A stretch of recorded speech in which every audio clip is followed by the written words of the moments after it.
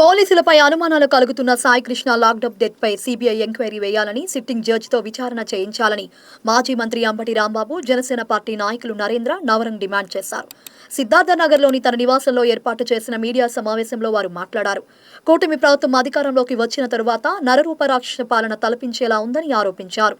సాయి కృష్ణ తల్లి తన కొడుకును చూపించండి, నా బిడ్డను చివరి చూపు చూసుకుంటాను, మీరే ఖననం చేస్తే కనీసం బూడిదైనా ఇవ్వమని అడుగుతుంటే ఒక్కరిలో కూడా ఉలుకు పలుకు లేకుండా ఉన్నారని మండిపడ్డారు.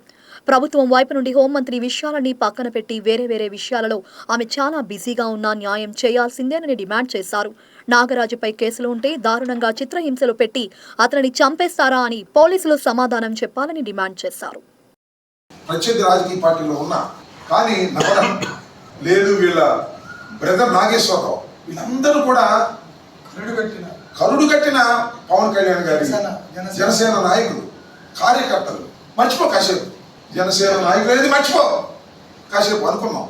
ఒక మానవ సమాజంలో 23 ఏళ్ల వయసు కలిగినటువంటి ఒక కుర్రవాడిని దారుణంగా పోలీస్ స్టేషన్లో హత్య చేసి ఆనవాలు లేకోకుండా ఎవిడెన్స్ లేకోకుండా దహనం చేసి బూడిద చేసిన కేసులు అయినా సరే పవన్ కళ్యాణ్ గారు చేతులు జోడించగలుగుతున్నా. ఎంక్వైరీ వేయండి, న్యాయం చేయండి, మీరు మాట్లాడండి.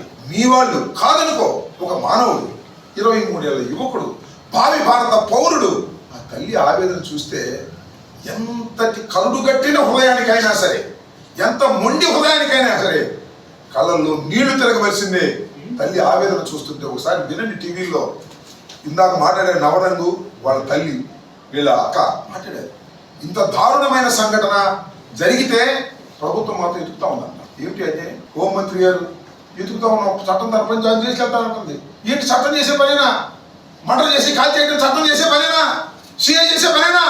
నేను మనవి చేస్తున్నా, తమిళనాడులో ఏ విధంగా అయితే మదురై కోర్టు జడ్జిమెంట్ ఇచ్చిందో 9 మంది పోలీసు అధికారులకు ఉరిశిక్ష వేసింది.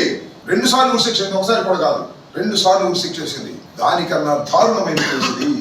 అక్కడ శవాన్ని ఇచ్చారు, ఇక్కడ శవాన్ని మాయం చేశారు. అంతకన్నా దారుణమైన కేసు ఇది.